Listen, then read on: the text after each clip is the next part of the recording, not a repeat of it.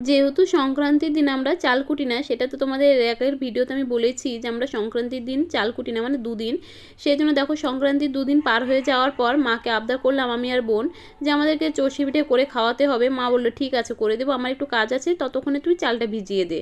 তো আমি আর বোন এইদিকে চালটাকে ভালো করে মা ঝেড়ে পরিষ্কার করে দিয়েছিল, এইদিকে আমি চালটাকে মেপে নিয়ে তারপর দিকে দেখো ট্যাপ পারে চলে এসে ভালো করে চালটাকে কচলে কচলে ধুয়ে নিচ্ছি। যতক্ষণ চাল থেকে সাদা জল বেরাচ্ছিল ততক্ষণ ভালো করে ধুয়ে নিয়ে একটু ভিজিয়ে তারপর মিলে দিয়ে দিয়েছিলাম। দাদা এদিকে চাল কুটে নিয়ে এসছে, তোমাদেরকে দেখালাম।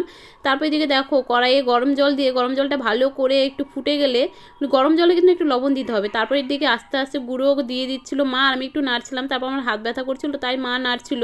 তো দেখো মা কি সুন্দর নাড়ছে। তারপর দেখো যখন আটাটা নরম নরম একটা ডো তৈরি হবে তখন নামিয়ে নিয়ে ভালো করে হাত দিয়ে মেখে নিতে হবে।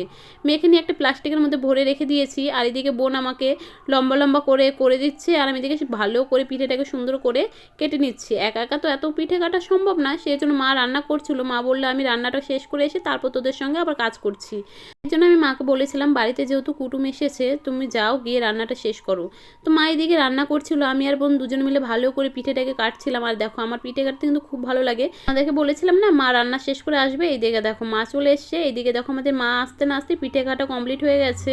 এদিকে সম্পূর্ণ পিঠেটাকে তুলে নিচ্ছি। আর দেখো কি সুন্দর লাগছে না, একদম দেখলেই মন ভরে যাচ্ছে। কিন্তু তারপর পিঠে দেখে মন ভরলে তো হবে না, ভালো করে এটাকে জাল করতে হবে। সেই জন্য দেখো এদিকে দুধটাকে ভালো করে জাল করে তাতে কাজু বাটা দিয়ে দিয়েছি, আর তোমার হচ্ছে খেজুরের গুড় দিয়েছিলাম পাটালি, আর এদিকে ঝোলা গুড় ছিল। এটা কিন্তু একদম অরিজিনাল বাড়ির, আমাদের বাড়িতে খেজুর গাছ কাটে সেটার রস জাল করে কিন্তু এই গুড়টা তৈরি করেছে মা। তারপর ভালো করে চিনি দিয়ে পরিমাণ মতো একটু হালকা লবণ দিয়ে ভালো করে জাল করে নিয়ে যখন দুধটা ভালো মতো জাল হয়ে যাবে তখন আস্তে আস্তে পিঠেগুলোকে এরকম করে ছাড়তে হবে। ছাড়ার সময় হালকা হালকা করে নাড়তে হবে, না তো একদম দলা হয়ে যাবে। তো একটু একটু বাদে যখন ভালো করে দুধটা উতলে যাচ্ছে তখন আস্তে আস্তে করে ছাড়ছে মা, আর আমি হালকা করে নাড়ছিলাম। তো যখন পিঠে ছাড়া হয়ে গেছে তখন মা নাড়ছিল, বলে এতটা পিঠে তুই পারবি না, আমি করে দিই। তারপর মা এদিকে করতে করতে দেখো আমাদের দিকে পিঠে কিন্তু একদম তৈরি হয়ে গেছে। তখন মা আগে থেকে দুধটাকে জাল করে দুধের সরটা সরিয়ে রেখেছিল, যে পিঠে যখন হয়ে আসবে তখন ওপর দিয়ে দিলে নাকি অনেক টেস্ট হয়।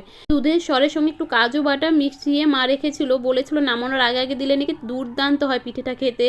এই জন্য মা দেখো দুধ আর কাজু বাটাটাকে দিয়ে ভালো করে একটু নাড়াচাড়া করে নিচ্ছিল। আর দেখে তো বুঝতে পারছো একটু গাঢ় গাঢ় হয়ে গেছে, তার মানে কিন্তু আমাদের পিঠেটা তৈরি হয়ে গেছে। এবার আস্তে করে কড়াইটা নামিয়ে নিয়েছে। তারপর কড়াইয়ের থেকে তোমার হচ্ছে বাটিতে তুলে নিচ্ছিল, কারণ একটা কড়াইয়ের মধ্যে থাকলে কিন্তু এটা একটা শক্ত হয়ে যাবে।